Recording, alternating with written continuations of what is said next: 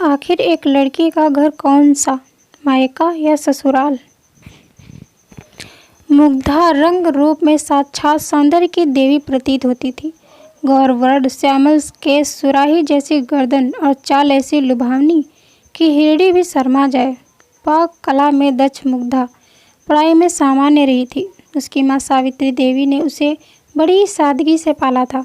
कभी मुग्धा आधुनिक परिधान पहनने के लिए कहती तो सावित्री देवी तुरंत टोक देती, मुग्धा बाबुल के घर लड़की सादा ही रहती है, अपने घर जाकर चाहे कितना फैशन करना।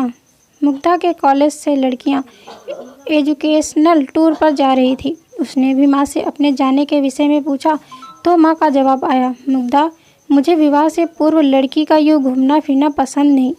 जितना भारत भ्रमण करना हो अपने घर जाकर करना। मुग्धा उदास होकर स्वयं से पूछती, क्या यह मेरा घर नहीं है।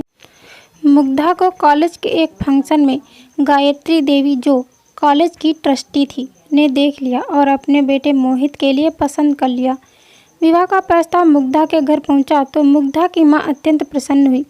आखिर इतना धनाढ़ परिवार जो मिला था। आखिरकार मुग्धा का विवाह मोहित से हो गया। सुहाग कक्ष में ही मुग्धा के समक्ष मोहित की सच्चाई सामने आ गई। वह मदिरा, पान, अफीम, चरस आदि का सेवन करता था और फिर पशुवत आचरण करता था। मुग्धा के लिए उसके साथ जीवन निर्वाह करना किसी चुनौती से कम न था। एक माह बाद मुग्धा ने मोहित के वहशीपन की तस्वीरें अपनी सासू माँ को दिखाई तो उन्होंने तपाक से कह दिया, देखो मुग्धा, मैंने मोहित को बड़े लाड प्यार से पाला है। उसके लिए बहुत अमीर घरानों से रिश्ते आए, लेकिन मोहित ने तुम्हें कॉलेज के सांस्कृतिक कार्यक्रम में देखा तो तुम पर हृदय हार बैठा। मैंने उसे बहुत समझाया कि तुम्हारा लो स्टेटस हमारे स्टैंडर्ड से मैच नहीं करता, पर उसकी मति मारी गई थी और आज तुम मेरे मोहित पर ही उंगलियां उठा रही हो। तुम क्या जानो ये हाई सोसाइटी के शौक हैं। यदि तुम हमारे साथ एडजस्ट नहीं कर सकती तो अपने घर चली जाओ। सुनकर मुग्धा के हृदय का दर्पण चूर चूर हो गया।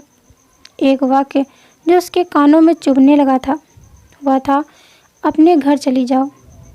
क्या यही इस समस्या का समाधान है। मायके में बेटियों को यह कहकर बड़ा किया जाता है कि अपने घर जाकर सारे अरमान पूरे करना, और फिर ससुराल से यह कहकर दुत्कारा जाता है कि अपने घर चली जाओ। आखिर एक लड़की का घर कौन सा होता है, मायका, जहाँ उसे ससुराल की अमानत समझकर बड़ा किया जाता है, या ससुराल जहाँ उसे हर क्षण परायेपन का एहसास कराया जाता है। तो दोस्तों, यह थी हमारी आज की कहानी। अगर यह कहानी आपको पसंद आई है तो कृपया इसे लाइक करें और ऐसी ही और कहानियाँ सुनने के लिए हमारे चैनल को सब्सक्राइब करें। कहानी आपको कैसी लगी, कहानी पर अपनी राय देने के लिए कमेंट करें। धन्यवाद दोस्तों। Thanks for watching this video.